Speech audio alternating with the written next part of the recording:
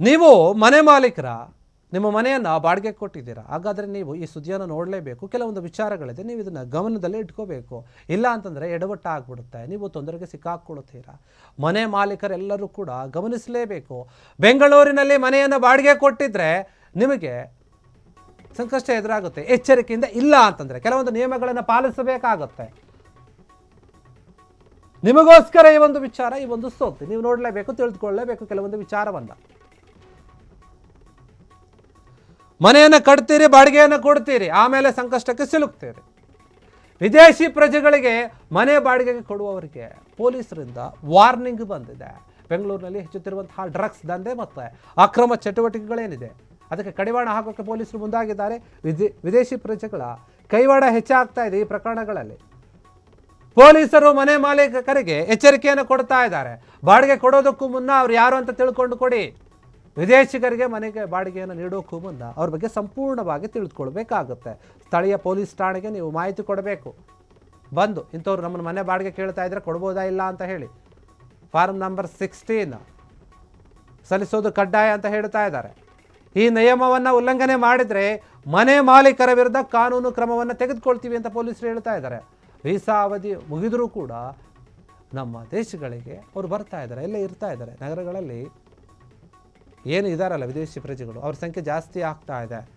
ಕೆಲವರು ವಿದ್ಯಾರ್ಥಿ ವೀಸಾದ ಮೇಲೆ ಬಂದು ಅಕ್ರಮ ಚಟುವಟಿಕೆಗಳಲ್ಲಿ ಭಾಗಿಯಾಗ್ತಾ ಇದ್ದಾರೆ. ವಿಶೇಷವಾಗಿ ಡ್ರಗ್ಸ್ ಪೆಡ್ಲಿಂಗ್ ಸೇರಿದಂತೆ ಬೇರೆ ಬೇರೆ ಅಕ್ರಮ ಚಟುವಟಿಕೆಗಳಲ್ಲಿ ಅವರು ಇದ್ದಾರೆ. ವಿದೇಶಿ ಪ್ರಜೆಗಳ ಭಾಗವಹಿಸುವಿಕೆ ಜಾಸ್ತಿ ಆಗ್ತಾ ಇದೆ. ಅದ್ರ ಬಗ್ಗೆ ನಾವು ಗಮನ ಹರಿಸಬೇಕು, ಅದನ್ನು ತಡಿಬೇಕಾಗಿದೆ. ಅದಕ್ಕೆ ಜನಸಾಮಾನ್ಯರ ಸಹಕಾರ ಕೂಡ ಬೇಕು.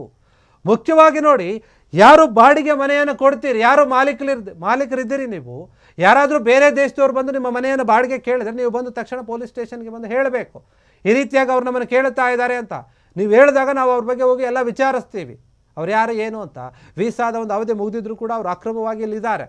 ಕೆಲವೊಬ್ಬರು ವಿದ್ಯಾರ್ಥಿ ವೀಸಾದ ಮೇಲೆ ಬಂದು ಇಲ್ಲಿ ಬೇರೆ ಬೇರೆ ಕೆಲಸಗಳನ್ನು ಮಾಡ್ತಾ ಇದ್ದಾರೆ, ಡ್ರಗ್ಸ್ ದಂಧೆಯಲ್ಲಿ ತೊಡಕೊಳ್ತಾ ಇದ್ದಾರೆ, ಡ್ರಗ್ಸ್ ಪೆಡ್ಲರ್ಗಳಾಗ್ತಾ ಇದ್ದಾರೆ. ಅವ್ರ ಸಂಖ್ಯೆನೇ ಜಾಸ್ತಿ ಆಗ್ತಾ ಇದೆ. ಹೀಗಾಗಿ ಇದಕ್ಕೆ ನಾವು ಕಡಿವಾಣ ಹಾಕಬೇಕಾಗಿದೆ. ಅದಕ್ಕೆ ನಿಮ್ಮ ಸಹಕಾರ ಕೂಡ ಬೇಕು. ಒಂದು ವೇಳೆ ನೀವು ನಿಯಮವನ್ನು ಮೀರಿದರೆ ನಿಮ್ಮ ಮೇಲೆ ಕೂಡ ಕಾನೂನು ಕ್ರಮವನ್ನು ತೆಗೆದುಕೊಳ್ತೀವಿ. ಫಾರಮ್ ನಂಬರ್ 16 ಏನಿದೆ ಅದನ್ನು ಸಲ್ಲಿಸಬೇಕು. ನೀವು ಕೊಟ್ಟರೆ ಮಾತ್ರ ಸರಿ, ಅದು ಕಂಪಲ್ಸರಿ ಅಂತ ಹೇಳ್ತಾ ಇದ್ದಾರೆ. ಇಲ್ಲ ಅಂತಂದರೆ ನಿಮ್ಮ ಮೇಲೂ ಕೂಡ ಕೇಸ್ ಹಾಕ್ಬೋದು. ಇನ್ನೂ ಒಂದು ರೀತಿಯಲ್ಲಿ ಮತ್ತೊಂದು ರೀತಿಯಲ್ಲಿ ಕಾನೂನಿನ ಕ್ರಮವನ್ನು ತೆಗೆದುಕೊಳ್ತೀವಿ.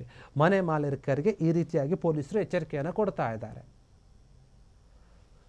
ಬೆಂಗಳೂರಿನಂತಹ ದೊಡ್ಡ ದೊಡ್ಡ ನಗರಗಳಲ್ಲಿ ಸಾಕಷ್ಟು ಜನ ಬಾಡಿಗೆ ಮನೆಯಲ್ಲಿ ಇರ್ತಾರೆ. ಕೆಲವ್ರಿಗೆ ಏನು ಜಾಸ್ತಿ ಬಾಡಿಗೆ ಕೊಡ್ತಾರೆ ಅಂದರೆ ಸಾಕು, ಬಾಡಿಗೆ ಆಸೆಯಿಂದ ಅವ್ರು ಯಾರಾದ್ರೇನು ಎಲ್ಲಿಂದ ಬಂದರೆ ನನಗೇನು ಅಂತ ಹೇಳಿ ಬಾಡಿಗೆಗೆ ಮನೆಯನ್ನು ಕೊಟ್ಟು ಬಿಡ್ತಾರೆ. ಕೊಟ್ಟ ಮೇಲೆ ಅವರೇನೋ ಒಂದು ಕೇಸ್ಗಳನ್ನು ಮಾಡಿ ಸಿಗಾಕೊಂಡು ಪೊಲೀಸ್ ಸ್ಟೇಷನ್ಗೆ ಹೋದಾಗ ಆವಾಗ ಮನೆ ಮಾಲೀಕರಿಗೆ ಕಷ್ಟ ಆಗುತ್ತೆ. ಆ ಕಷ್ಟದಲ್ಲಿ ನೀವು ಸಿಕ್ಕಾಕೊಳ್ಳೋದು ಬೇಡ. ನೀವು ಸೇಫ್ ಆಗಿರಬೇಕು ಅಂತಂದರೆ ಎಲ್ಲ ಮಾಹಿತಿಯನ್ನು ಪೊಲೀಸರಿಗೆ ಕೊಡಬೇಕು. ಕೊಟ್ಟರೆ ಅವ್ರು ನೋಡ್ಕೊಳ್ತಾರೆ. ಡ್ರಗ್ಸ್ ದಂಧೆ ಜಾಸ್ತಿ ಆಗ್ತಾ ಇದೆ.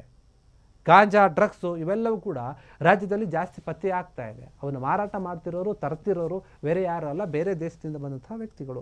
ನೈಜೀರಿಯಾದಿಂದ ಬಂದಂಥವ್ರು ಸುಮಾರು ಜನ ಸಿಕ್ಕಿದ್ದಾರೆ. ಪೊಲೀಸರು ಹಿಡ್ಕೊಳ್ಬೇಕು. ರೈಡ್ ಮಾಡಿದಾಗ ಕೋಟ್ಯಾಂತರ ರೂಪಾಯಿ ಮೌಲ್ಯದ ಡ್ರಗ್ಸ್ಗಳನ್ನು, MDM ಅನ್ನು, ಗಾಂಜಾವನ್ನು, ಸೊಪ್ಪನ್ನು ಎಲ್ಲವನ್ನು ಕೂಡ ವಶಪಡಿಸ್ಕೊಂಡಿದ್ರು ಪೊಲೀಸರು. ಅದರಲ್ಲಿ ಸಿಗ್ತಾ ಇರುವಂಥವ್ರು ಯಾರಂದರೆ ಯಾರು ಕರ್ನಾಟಕದವರಲ್ಲ, ಬೇರೆಯವರಲ್ಲ, ಜಾಸ್ತಿ ಬೇರೆ ದೇಶದವರಿದ್ದಾರೆ. ಹೀಗಾಗಿ ವಿದೇಶಿ ಜನರಿಗೆ ನೀವೇನಾದರೂ ಬಾಡಿಗೆಗೆ ಮನೆಯನ್ನು ಕೊಡ್ತಾ ಇದ್ದೀರಿ ಅಂದರೆ ಅದು ಪೊಲೀಸರಿಗೆ ಫಸ್ಟ್ ತಿಳಿಸಬೇಕು. ಆ ನಂತರ ನೀವು ಕೊಡಿ, ಅವರು ಸರಿಯಾದ ರೀತಿಯಲ್ಲಿ ಇದ್ದರೆ. ಇಲ್ಲ ಅಂತಂದರೆ ನಿಮ್ಮ ಮೇಲೂ ಕೂಡ ಕೇಸ್ ಆಗುವಂತಹ ಸಾಧ್ಯತೆ ಇದೆ. ಕ್ಷಣ ಕ್ಷಣದ ಸುದ್ದಿಗಳಿಗಾಗಿ ಫ್ರೀಡಂ ಟಿವಿ ಸಬ್ಸ್ಕ್ರೈಬ್ ಮಾಡಿ, ಲೈಕ್ ಮಾಡಿ ಹಾಗೂ ಫಾಲೋ ಮಾಡಿ. ಹೊಸ ಸುದ್ದಿಗಳ ನೋಟಿಫಿಕೇಶನ್ಗಾಗಿ ಬೆಲ್ ಐಕಾನ್ ಮೇಲೆ ಕ್ಲಿಕ್ ಮಾಡಿ.